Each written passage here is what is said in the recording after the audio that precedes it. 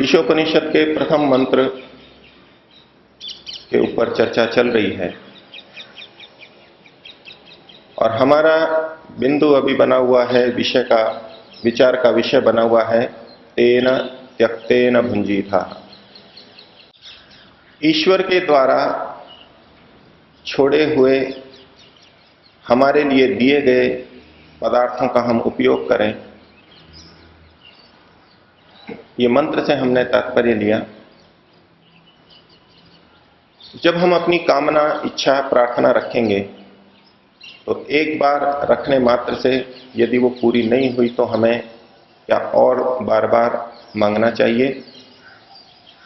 जैसा कि हम संध्या के मंत्रों में अनेक विषयों में प्रतिदिन दोनों समय प्रार्थना करते हैं, यज्ञ के मंत्रों में भी हम प्रार्थना करते हैं अथवा दिन में भी भिन्न भिन्न समय में ईश्वर से अलग अलग वस्तुओं की, विषयों की कामना प्रार्थना करते रहते हैं। तो क्या इस तरह से कामना करना अनुचित है अथवा इसका भी कोई औचित्य है? तो ईश्वर की प्रार्थना के संदर्भ में जब हम विचार कर रहे हैं तो ईश्वर की प्रार्थनाओं को दो भागों में, ईश्वर से की जाने वाली प्रार्थनाओं को दो भागों में हमें बांट लेना चाहिए। एक तो वो प्रार्थनाएं हैं जिसमें ईश्वर हमें सीधे सीधे सहायता करता है, और दूसरी प्रार्थनाएं वो हैं जिसमें हम अपने कर्मों के अनुसार ईश्वर से प्रार्थना करते हैं। लौकिक उदाहरणों से इस विषय को समझेंगे। यदि हम किसी आश्रम में जाकर के रहते हैं, वहां की व्यवस्था है कि आपको जिस भी चीज की आवश्यकता हो वो यहां के भंडार से मिल जाएगी। कथन यही किया जाएगा कि आपको जिस वस्तु की आवश्यकता हो वो भंडार से ले लें। इसी तरह ईश्वर के विषय में भी कहा जाता है कि जो ईश्वर की प्रार्थना करता है, ईश्वर उन प्रार्थनाओं को पूरा करता है। सच्चे हृदय से जो प्रार्थना की जाती है वो अवश्य पूरी होती है। दोनों संदर्भों को साथ लेके चलेंगे, लौकिक उदाहरण और उसको ईश्वर पर घटाते चलेंगे। जब आश्रम में यह कहा गया कि आपको जिस भी वस्तु की आवश्यकता हो वो भंडार से ले सकते हैं, हम अपनी कामना, इच्छा, प्रार्थना करेंगे, मुझे ये वस्तु चाहिए, वो वहां से मिलेगी। लेकिन इस कथन का ये तात्पर्य नहीं कि आपको मनचाही चीज वहां पर मिल जाएगी। आश्रम की व्यवस्था है, वहां पर गुटखे नहीं मिल सकते, शराब नहीं मिल सकती, सिगरेट नहीं मिल सकती। तो जब ये कहा गया था आपको जो आवश्यकता हो वो यहां से मिलेगा, उसका यह तात्पर्य नहीं कि आप अनधिकृत रूप से कुछ भी मांगेंगे अथवा मांगने की कोई सीमा ही नहीं है, कुछ भी मांगो वो मिल जाएगा। यही बात ईश्वर के संदर्भ में भी लागू होगी। हम अनावश्यक गलत बातों की प्रार्थना करेंगे तो वो वहां पूर्ण नहीं होगी। दूसरी बात, जो वस्तु आश्रम के द्वारा हमको दी जाएगी वो निःशुल्क नहीं दी जा रही है। आपको कुछ धनराशि वहां जमा करानी होगी। आपकी जमा धनराशि के अंतर्गत ही जिस वस्तु की आपको आवश्यकता है वो भंडार से मिल जाएगी। यदि आपके 1000 रुपए जमा है तो उसके अंतर्गत आप ले सकते हैं। अगर आप वहां उपलब्ध वस्तुओं को भी 1500 रुपए की लागत वाली वस्तुओं को भी चाहेंगे तो नहीं मिलेगी। 1000 तक की मिल जाएगी, आगे की नहीं मिल पाएगी। यही बात ईश्वर की प्रार्थना से भी लागू होती है। हमने जिन कर्मों को किया है, हमारे कर्माशय में जो कर्म इकट्ठे हैं, उन कर्मों के अनुसार वही हमारी संपत्ति है, वही हमारी पूंजी है। उन कर्मों के अनुसार अगर हमने कुछ चाहा है तो वो हमारे को मिल जाएगा। यहां मांगने की हमारी इतनी स्वतंत्रता है कि जितना धन है उसमें से हम कुछ भी ले सकते हैं। चाहे तो खाने पीने की चीज ले लें, चाहे ओढ़ने की चीजें ले लें, कोई पुस्तक ले लें, आश्रम के भंडार से वो सब चीजें मिलेंगी जितनी हम चाहते हैं। ये कि ये बात ईश्वर के संदर्भ में भी लागू होती है। हमने जो भी शुभ कर्म किए उसका फल हम किस रूप में चाहते हैं, और कर्म करते समय हमारे मन में उस फल की भावना प्राय रहती है। हम अच्छा कर्म करते समय विचारते हैं मुझे धन चाहिए, मुझे अच्छा परिवार चाहिए, मुझे अच्छी बुद्धि चाहिए, मुझे अच्छा शरीर चाहिए, मुझे अच्छी संगति चाहिए, मुझे एकाग्रता चाहिए। जो भावना हमारी साथ में जुड़ी हुई है उसके अनुसार हमारा फल आएगा। और अगर ये लौकिक वस्तुएं ना चाहें, मुक्ति को चाहें, ईश्वर के आनंद को चाहें, तो वही निष्काम कर्म कहलाएगा और मुक्ति का सुख हमें प्राप्त होगा। तो हमारी जो प्रार्थना है, जब हम हमारे कर्मों से संबंधित प्रार्थना करते हैं, उन कर्मों के फल में से कुछ चाहते हैं, तो वहां हम बार बार भी प्रार्थना करेंगे तो आपत्ति नहीं है। जब तक हमारा धन है, जब तक हमारा कर्माशय है और जो चीज भंडार में उपलब्ध है, ईश्वर के द्वारा देने योग्य है, वो हमको मिलती रहेगी। लेकिन यदि ऐसा भी नियम हो कि ये वस्तु आपको नहीं मिलेगी, तो आप चाहे एक बार प्रार्थना करें, चाहे 100 बार प्रार्थना करें, वो कभी नहीं मिलेगी। ईश्वर के नियम अटल हैं। जो भी नियम है अपवाद सहित, वो अपने आप में अटल है। जो चीज ईश्वर देता ही नहीं, उसकी प्रार्थना हम कितनी बार भी करें तो भी सार्थक नहीं होगा। प्रश्न उठेगा कि हम जो प्रार्थना करते हैं, एक बार हमने प्रार्थना कर दी, बहुत है इतना, बार बार प्रार्थना क्यों करें हम? दोनों समय संध्या के मंत्रों में प्रार्थना करते हैं, यज्ञ में प्रार्थना करते हैं। क्योंकि हम प्रतिदिन कर्म करते हैं, प्रतिदिन नए कर्म करते हैं, बहुत सारे अच्छे और बुरे कर्म करते हैं, इसलिए हमको प्रतिदिन दोनों समय हर कर्म के साथ ये भावना देनी होगी, प्रार्थना करनी होगी कि इस कर्म का फल मैं इस रूप में चाहता हूं। इसलिए हम बार बार प्रार्थना करते हैं।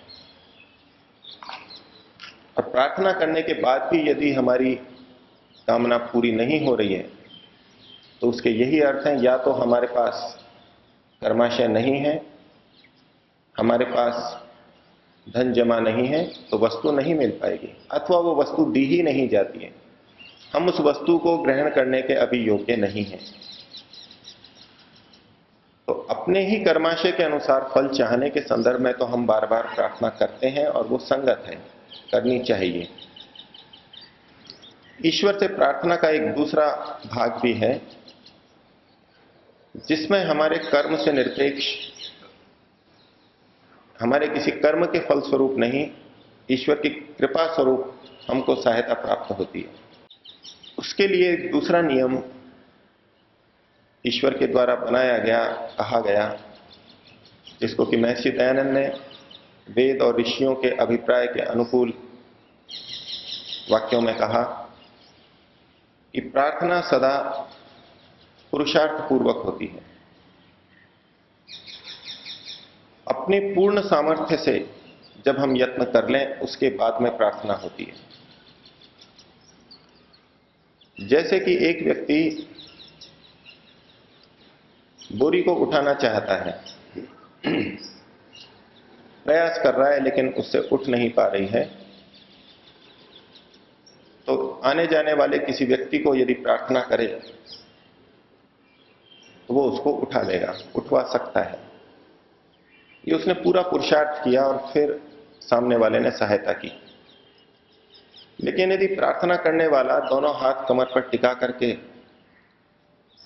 अधिकारी की तरह खड़ा हो जाए, या हाथ पीछे बांध करके आराम से खड़ा हो जाए और दूसरे को कहे कि इस बोरी को मेरे सिर पर रख दो, तो ये प्रार्थना स्वीकार्य नहीं होगी। अर्थात जब हम पुरुषार्थ पूर्वक कार्य करेंगे, अपनी सामर्थ्य जितना पूरा कर लेंगे, उसके बाद प्रार्थना का क्षेत्र शुरू होता है। प्रार्थना का जो दूसरा अंश मैं आपके सामने रख रहा हूं, उसका क्षेत्र तब शुरू होता है। ईश्वर ने हमको बहुत कुछ दे रखा है, यदि हम उसका उपयोग नहीं कर रहे हैं, लेकिन प्रार्थना किए जा रहे हैं मुझे ये चीज और मिल जाए, ये चीज और मिल जाए, तो वो ईश्वर से प्राप्त नहीं होगी। इसको एक उदाहरण से समझेंगे कि माता बच्चे को भोजन प्रदान करती है, रोटी देती है। परिवार के द्वारा बच्चे को कहा गया कि तुमको जब भी रोटी की आवश्यकता हो, तुम्हारे भोजन की आवश्यकता माता पूरा करेगी। लेकिन इसका यह भी अर्थ नहीं कि जब चाहे तब बच्चा मांगे और मां दे दे, अथवा जितना चाहे उतना दे दे। बच्चा यदि भोजन का उपयोग ठीक कर रहा है तो मां रोटी दे देगी। बच्चे को भूख है, अभी पेट भरा नहीं है, तो मां दे देगी। बच्चा रोटी खाने बैठा, माता ने रोटी दे दी और उसने रोटी को तोड़ करके खेल खेलना शुरू कर दिया। रोटी को खा नहीं रहा है, वो तरह तरह के टुकड़े बना रहा है, खेल कर रहा है। जो उद्देश्य था उस रोटी का, उसको पूरा नहीं कर रहा है, रोटी का दुरुपयोग कर रहा है। ऐसे में यदि वो मां से कहे कि मुझको एक रोटी और दो, मां नहीं देगी।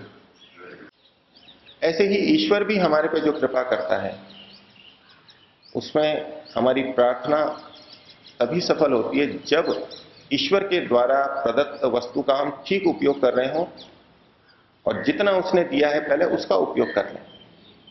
अब ईश्वर ने ये स्वास्थ्य, ये शरीर, ये बुद्धि, ये इंद्रियां हमारे को दी। यदि हम उसका दुरुपयोग कर रहे हैं तो हम चाहे कितनी भी प्रार्थना करते रहें, मुझे और अच्छा स्वास्थ्य मिले, ईश्वर उसकी पूर्ति नहीं करेगा। जो दे दिया उसका दुरुपयोग पहले बंद करें।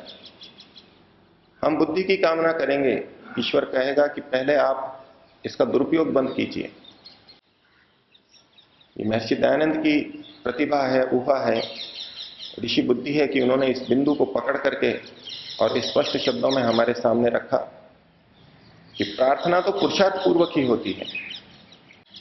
न ऋते श्रांतस्य सख्याय देवा। ईश्वर की व्यवस्था के अनुसार ये इंद्रियां, देव आदि हमें मिले हुए हैं।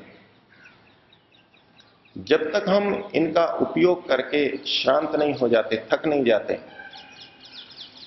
तब तक ये हमारे प्रति और कृपा नहीं करेंगे। जो खिलाड़ी हैं, अपने शरीर की सामर्थ्य बढ़ाना चाहते हैं, अधिक भार उठाना चाहते हैं, अधिक तेजी से दौड़ना चाहते हैं, उनकी सामर्थ्य कब बढ़ती है? उनकी सामर्थ्य तब बढ़ना शुरू होती है जब वो थोड़ा थक जाते हैं, फिर भी मेहनत करते रहते हैं। जितनी सामर्थ्य है उसके अंदर यदि कुछ हम खेलते रहे तो सामर्थ्य की वृद्धि नहीं होती है, सामर्थ्य बनी रह सकती है। इसलिए प्रशिक्षक कहते हैं कि जब वो थक जाता है फिर भी और पुरुषार्थ कराते हैं, फिर सामर्थ्य बढ़ती है। जितनी बुद्धि ईश्वर ने दी है उसका पूरा उपयोग करके जब हमें लगे कि अब थकान आ गई है, अब बुद्धि का बढ़ना शुरू होगा।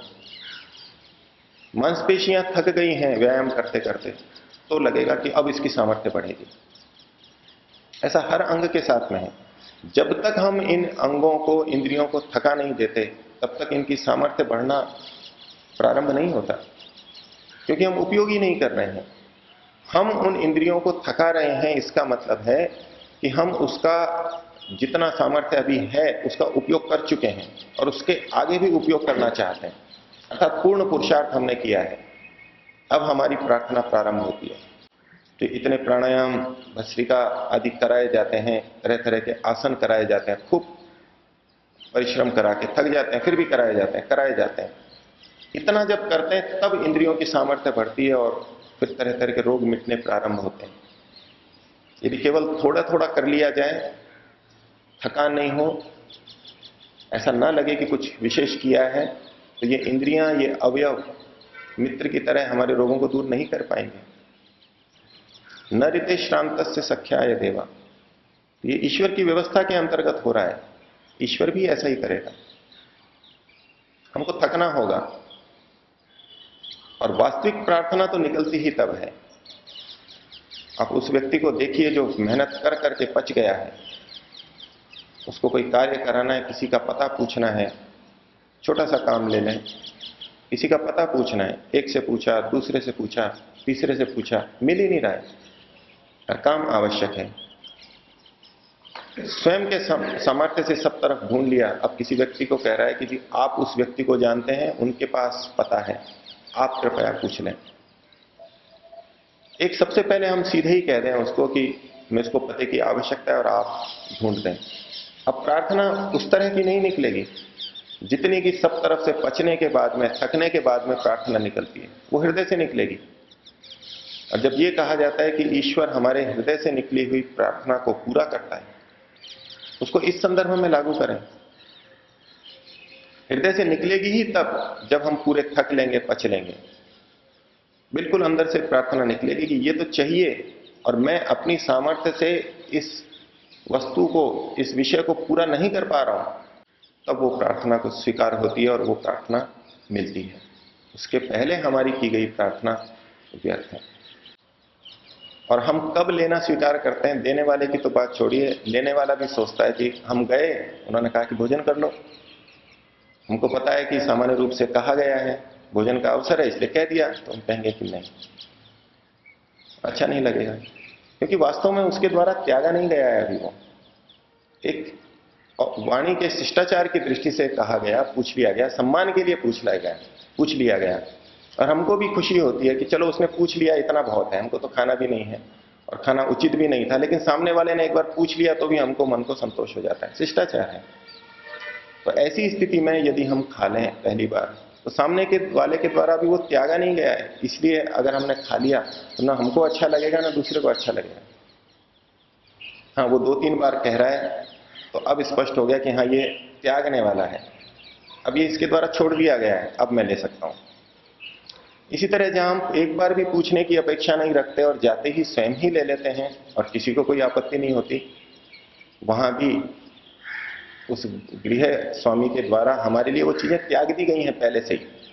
समझ है कि भाई आपके लिए हैं, आप कभी भी आए, स्वयं पानी ले लें, स्वयं दूध गर्म कर लें, स्वयं रेफ्रिजरेटर को खोल करके फल ले लें, त्यागा हुआ है पहले से, इसलिए पूछने की जरूरत नहीं है। तो ये सारा शिष्टाचार किस बिंदु पे आके लेन देन का प्रारंभ होता है और कब दोनों तरफ से प्रसन्नता रहती है, जब तेना त्यक्तेना हो जाता है और फिर हम भुंजिता उसको सेवन करते हैं पूरा का पूरा। इसको हम सामान्य रूप से अगर देखें तो कहेंगे कि जिससे निकट के संबंध है वहां बिना पूछे ले लेते हैं, दूर के संबंध है तो कई बार कहने पे लेते हैं। हम इस दृष्टि से संबंध की निकटता की दृष्टि से देखते हैं, लेकिन यदि उसको तेन त्यक्तेन भुंजिता की दृष्टि से देखें, आपको लगेगा कि निकटता में त्यागा हुआ ही है, थोड़ा दूर है तो थोड़ा सा कहा तो इसका मतलब त्याग दिया गया, और बहुत दूर के संबंध है तो बहुत कहने पे भी हम नहीं लेते। वो 10 बार कह लेगा तो भी हम नहीं लेते। कई बार लौकिक शिष्टाचार में हमको पता है कि ये व्यक्ति मेरा हित नहीं चाहता या मेरे को देना नहीं चाहता, लेकिन लोक लिहाज से बार बार कह रहा है, सब जने समूह में बैठे हैं कि नहीं खाना खाओ, नहीं पूछेंगे तो लोग क्या कहेंगे। लेकिन खाने वाले को पता है कि ये दिल से मेरे को खिलाने की इच्छा नहीं रखता, अब 10 बार कह लो तो भी नहीं खाएगा वो, क्योंकि त्यागा हुआ नहीं है उसका।